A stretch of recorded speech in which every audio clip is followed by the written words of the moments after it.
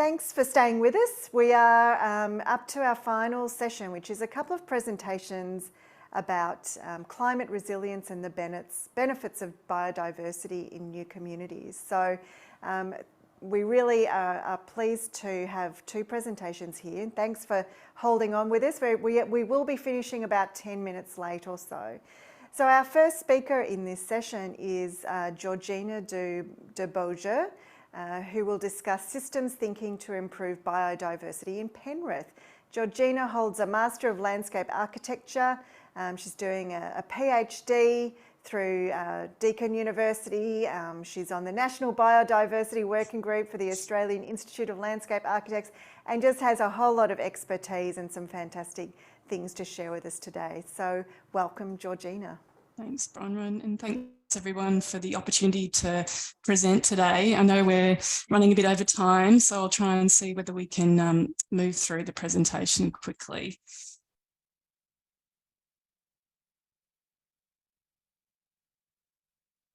Thanks. Okay. So look, this presentation outlines research that Penrith City Council and Tract Landscape Architects are supporting. And really, its aim is to encourage you to consider how to accelerate collective action on biodiversity in your LGA. So I'll start by acknowledging the traditional owners of the land on which I stand in Geelong, the Wadawurrung, as well as the people of the Darug Nation in Penrith and surrounds. So this image is one we see in too many neighbourhoods, and we've seen it in other presentations today, and it presents an impoverished experience of urban nature. But really, why does that matter? It matters for three reasons. Firstly, urban areas house threatened species. If we don't protect what we have and establish the conditions to bring back healthy ecosystems, we're going to have further local and total species extinctions. Secondly, it matters for our health and well-being. Emerging research is considering the impact of biodiversity as opposed to any green on our health, and the signs are there that it's critical, from better gut microbiota to reduced stress, risk of diabetes and asthma, to greater life satisfaction. But really, there's a bigger imperative at play. A connection to nature has been linked to a high propensity to make pro-environmental decisions in some people. So an impoverished experience of nature really makes it harder to foster the connection that we need people to have, especially as we know that most people's experience of urban nature is in our suburbs. The IPCC and the IPBES says that we must urgently invest in ways to put society on the pathway to a positive vision of a good quality of life in harmony with nature. But how? Seeking to create co-benefits may be one practical way local governments can improve biodiversity in urban areas to benefit both humans and urban nature. Co-benefits are created when one action results in one or more benefits for urban nature and people concurrently, creating a win-win for both beneficiary groups. So really, what if it was standard practice to elevate urban nature up as a beneficiary group in city design and assess the needs of nature alongside people? Could this mean we are better equipped to make decisions that benefit humanity and nature? Where trade-offs between the needs of both groups present, could this approach assist us to consciously identify and discuss them so we can moderate their impact, and in doing so evolve our perspective on what constitutes a trade-off? You may be thinking, how can we make that happen? Well, 40 years ago, water-sensitive urban design and urban forestry weren't mainstream, and now they're emerging specialties. Also consider how this way of working may align with designing with country thinking. To understand the potential for this way of working, I'm investigating the following question: what potential is there to create co-benefits for urban nature and people in Penrith LGA? The research has three phases. Phase one considered the conceptual potential. This entailed developing and applying a framework and site analysis process in Penrith, which was peer-reviewed by discipline experts. Phase two considered how the current social-ecological system, which are the structures that dictate what happens in the ground, enable it. A workshop process called group model building was used, which has been used in health to look at complex systems issues like obesity. Phase three considers this idea as a sustainability transition. So to explore the factors and enable a transition to this as the way that we do things around here, I'll learn from other social ecological transitions such as integrated water management. There are likely many more, but I've defined about 20 co-benefit types. These are win-win areas where the literature that discusses health for nature and people may align depending on how the opportunity is realised. Things like reduce traffic volume and speed, improve heat regulation, link destinations and improve the journey, or create opportunities for safe wildlife interaction. A range of geospatial data sets were used to help define potential co-benefit opportunities at different scales. For example, opportunities for alignment between the creation of wildlife corridors for select taxa and locations where people move for utilitarian and recreational walking and cycling. This suggests the opportunity to retrofit these areas with features that benefit both, such as improved tree and understory.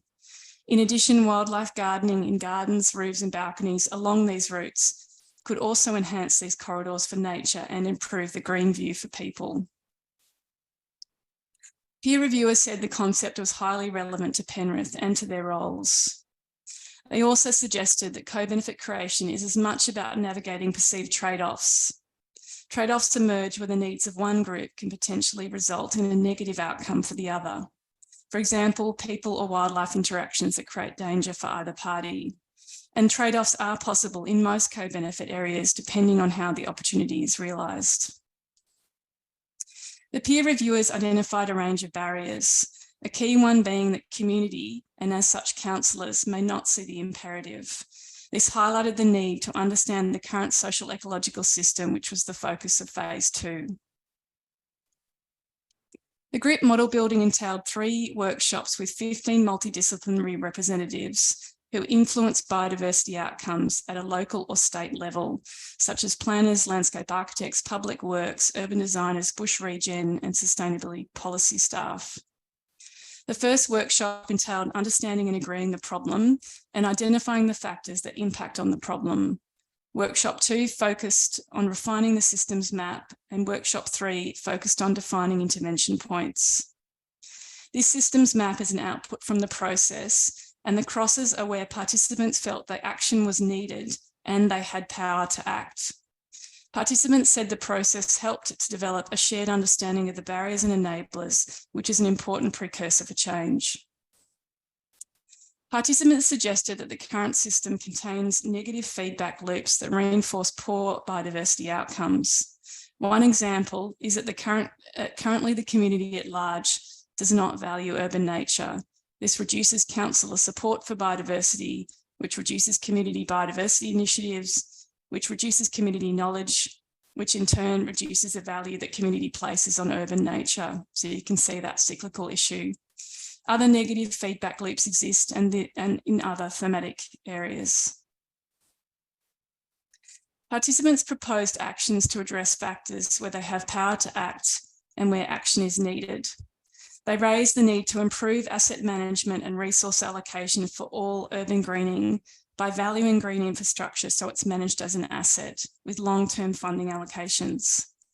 Advocate to state government to strengthen planning controls and policy, strengthen local controls by reviewing the development control plan, and strengthening local enforcement.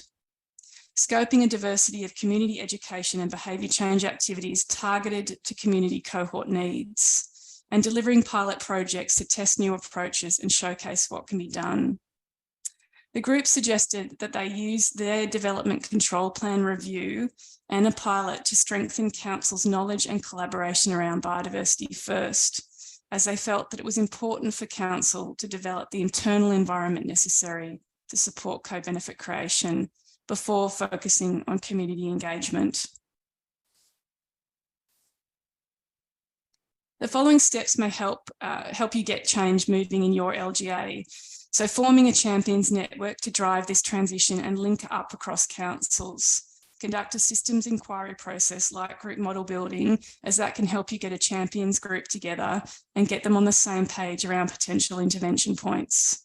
Educate council on the value of urban nature to human health and what urban nature needs to thrive, as it's going to be hard to get items 4 to 7 happening without a broad base of support.